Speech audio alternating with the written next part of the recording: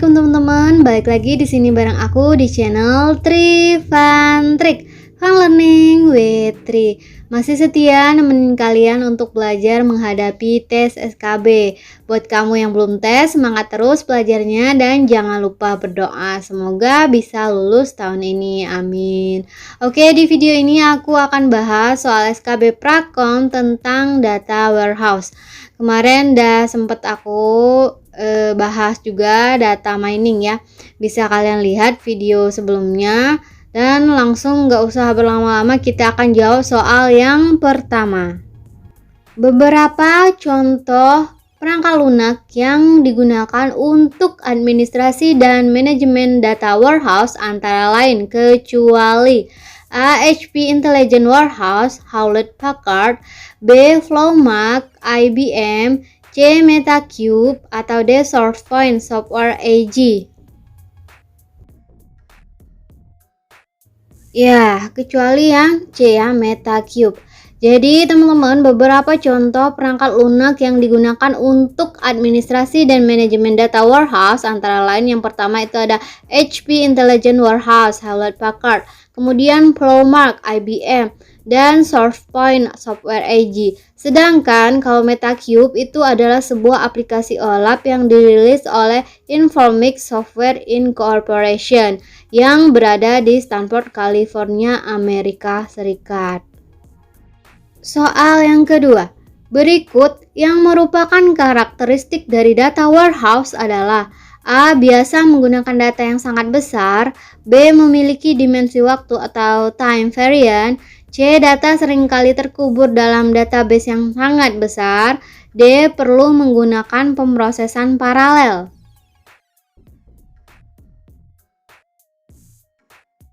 Ya, jawaban yang benar adalah yang pilihan B, memiliki dimensi waktu atau time variant. Jadi teman-teman, karakteristik data warehouse itu antara lain yang pertama, berorientasi subjek. Data warehouse terorganisasi di seputar subjek kunci atau entitas-entitas peringkat tinggi dalam perusahaan. Data warehouse adalah tempat penyimpanan berdasarkan subjek, bukan berdasarkan aplikasi. Contoh subjek pada perusahaan manufaktur adalah penjualan, konsumen, inventory, dan lain sebagainya. Kemudian yang kedua itu terintegrasi. Data yang tersimpan dalam data warehouse didefinisikan menggunakan konversi penamaan yang konsisten, format-format, struktur terkodekan, serta karakteristik-karakteristik yang berhubungan. Sebagai contoh, data jenis kelamin dapat di-encode sebagai 0 dan 1 di satu tempat dan M dan F di tempat lain. Ketiga itu memiliki dimensi waktu atau time variant. Data yang tersimpan dalam data warehouse mengandung dimensi waktu yang mungkin digunakan sebagai rekaman bisnis untuk tiap waktu tertentu. Data warehouse menyimpan sejarah atau historical data. Di dalam data warehouse sering disimpan macam-macam waktu seperti waktu suatu transaksi terjadi, dirubah, dibatalkan, kapan efektifnya, kapan masuk ke komputer, kapan masuk ke data warehouse. Kemudian yang keempat itu ada non-volatile. Data yang tersimpan dalam data warehouse diambil dari sistem operasional yang sedang berjalan, tetapi tidak dapat diperbaharui atau diupdate oleh pengguna, jadi bersifat hanya baca. Sekali masuk ke dalam data warehouse, data-data terutama data tipe transaksi tidak akan pernah diupdate atau dihapus atau di-delete. Kemudian yang kelima itu ringkas. Jika diperlukan, data operasional dikumpulkan ke dalam ringkasan-ringkasan. Keenam itu granularity. Pada sistem operasional data dibuat secara real time sehingga untuk mendapatkan informasi langsung dilakukan proses query. Kemudian yang ketujuh itu tidak ternormalisasi. Data di dalam sebuah data warehouse biasanya tidak ternormalisasi dan sangat redundan. Soal nomor 3. Dalam sistem BI atau Business Intelligence, data warehouse memiliki nilai untuk kecuali A. Memahami produk mana yang harus dikurangi atau dihilangkan, B. Memahami pesaing bisnis, C. Mengukur kinerja bisnis, atau D. Memproses data.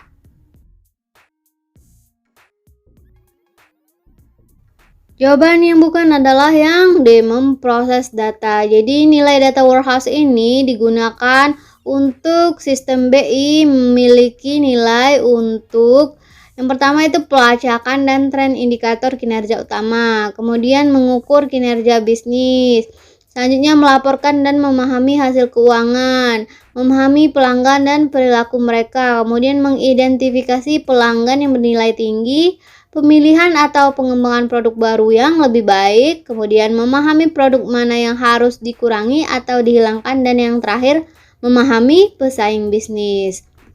Soal yang keempat, manakah yang tidak termasuk komponen yang tersedia dalam sebuah data warehouse? A. Tools access, B. Tabel dimensi, C. Tools ETL, atau D. Gudang. Oke, yang tidak termasuk adalah yang pilihan B ya, tabel dimensi. Jadi, komponen data warehouse ini terdapat 5 komponen utama penyusun database. Antara lain yang pertama itu gudang. Komponen yang pertama ini adalah gudang atau tempat penyimpanan dari data tersebut. Bentuknya pun bisa berbeda-beda, disesuaikan dengan kebutuhan. Di antaranya adalah meliputi data warehouse, appliance, analytics, cloud house, dan tipikal relational database. Kemudian yang kedua itu manajemen gudang data. Jadi peran dari manajemen gudang data ini sangatlah kompleks, di mana harus ada pihak yang mampu untuk mengelola gudang data dengan baik. Hal yang harus diperhatikan dalam pengelolaan gudang data antara lain dari segi keamanan, pembaruan data, pemilihan prioritas tugas, serta mengelola backup dan recovery apabila terdapat suatu keadaan yang dianggap mendesak. Kemudian yang ketiga ada metadata. Komponen yang ketiga ini adalah metadata, yaitu sebuah keterangan singkat dalam data tersebut. Fungsi dari metadata sendiri adalah memberikan konteks atau gambaran mengenai sebuah informasi agar tampak lebih jelas dan selaras. Keempat itu tools access. Terdapat beberapa tools yang dapat dimanfaatkan untuk mendukung strategi bisnis menggunakan data warehouse. Yang pertama itu menggunakan konsep data mining dan OLAP. Kemudian yang kedua dapat menggunakan query reporting atau mengembangkan tools analytics sendiri apabila memiliki tim developer atau pengembang aplikasi. Yang kelima itu ada tools ETL. Jadi ETL ini merupakan singkatan dari extract, transform, and load, yang berarti sebuah proses pengambilan data yang nantinya dapat dimodifikasi formatnya. Dan pada akhirnya deretan informasi tersebut akan dimasukkan ke dalam data warehouse.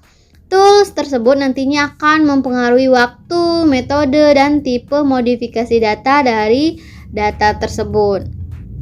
Beralih ke soal nomor 5. Bagian dari data warehouse yang dirancang khusus untuk lini bisnis tertentu, misalnya seperti penjualan, keuangan, atau keduanya adalah A. Data mart, B. Operational data store, C.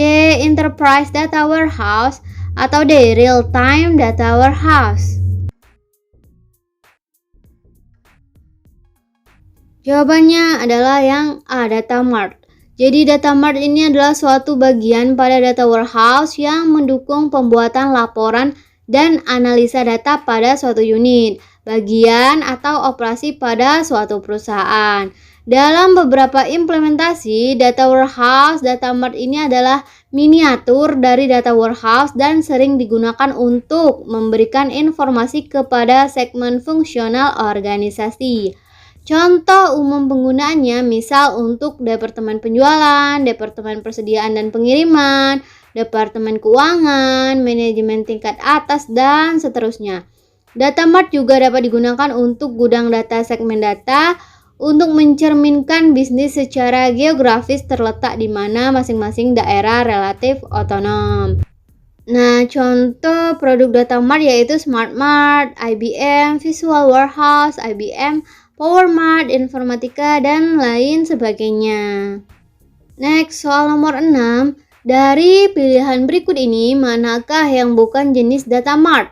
A. Dependent, B. Independent, C. Oriented, atau D. Hybrid?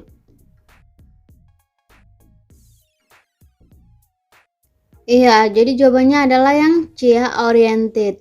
Saat ini ada tiga jenis data mart yang biasa digunakan. Seperti yang pertama itu dependent.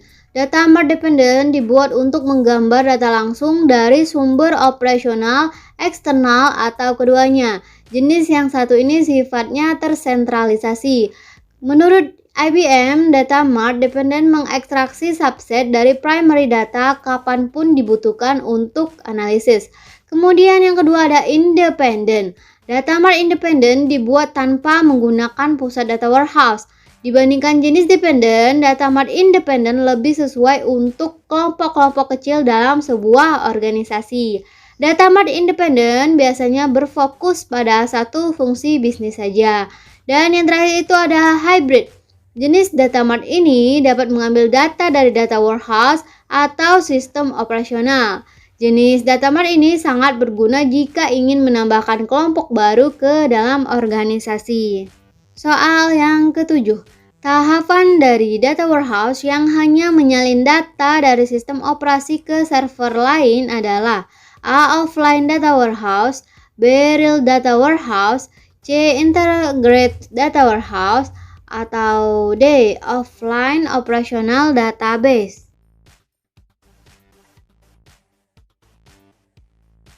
Iya, jadi jawaban yang benar adalah yang pilihan D, offline operational database. Jadi, tahapan umum penggunaan dari data warehouse offline operational database merupakan tahapan yang data hanya disalin dari sistem operasi ke server lain. Dan data yang disalin tidak akan berdampak pada performa sistem operasi. Misalnya seperti memproses, memuat, hingga melaporkan salinan data. Soal yang ke-8. OLAP adalah singkatan dari A. Online Analytical Processing, B. Offline Analytical Processing, C. Online Analytical Procedure, atau D. Offline Analytical Processor.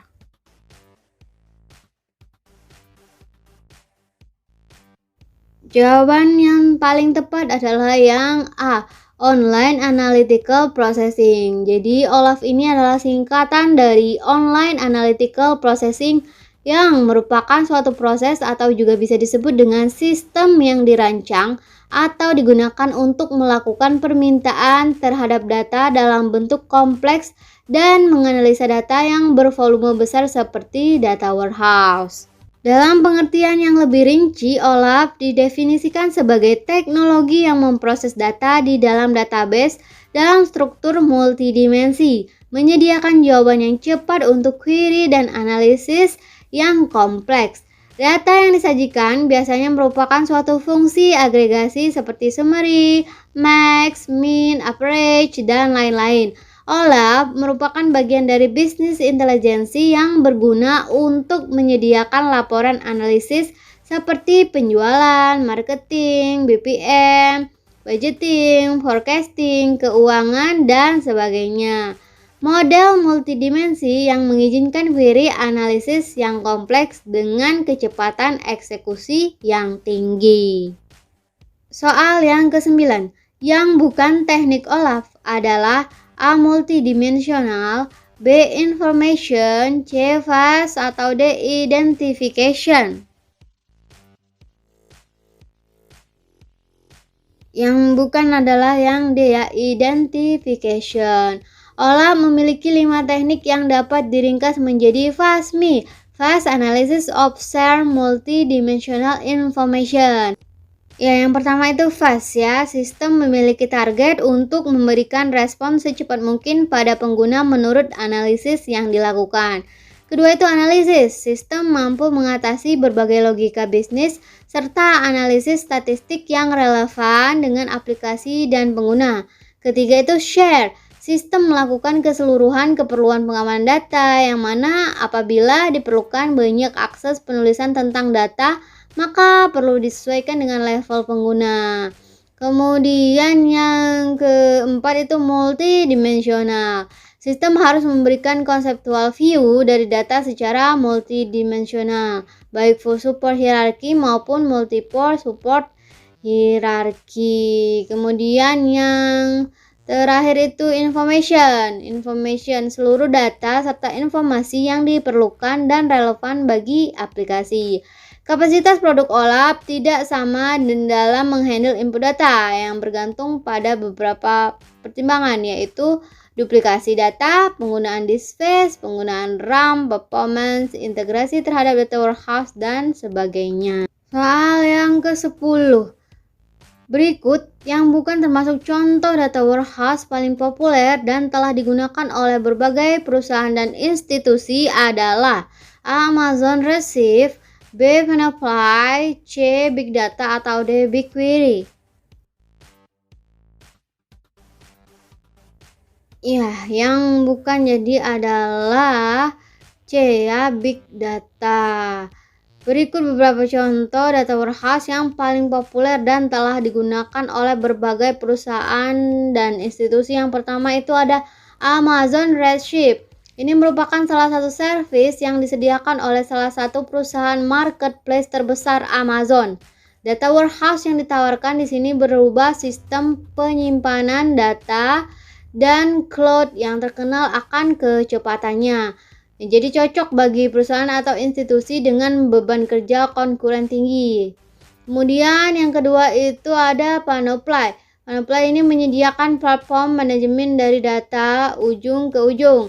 Data warehouse saat ini bisa dibilang merupakan salah satu platform yang sangat mudah dioperasikan karena tidak membutuhkan coding lagi yang ingin mengambil data. Kemudian yang ketiga itu ada BigQuery. Ini merupakan data warehouse milik Google tanpa server, memiliki skala yang besar dengan harga yang terjangkau. Service ini masuk ke dalam bagian Google Cloud Platform dengan kapasitas yang besar. Oke teman-teman, itulah tadi ke-10 latihan soal SKB tentang data warehouse. Semoga bisa membantu kalian semua dalam mempelajari data warehouse ini ya teman-teman. Oke teman-teman, aku rasa sekian dulu materi pembelajaran kali ini. Semoga bisa dipahami dan bermanfaat buat kalian.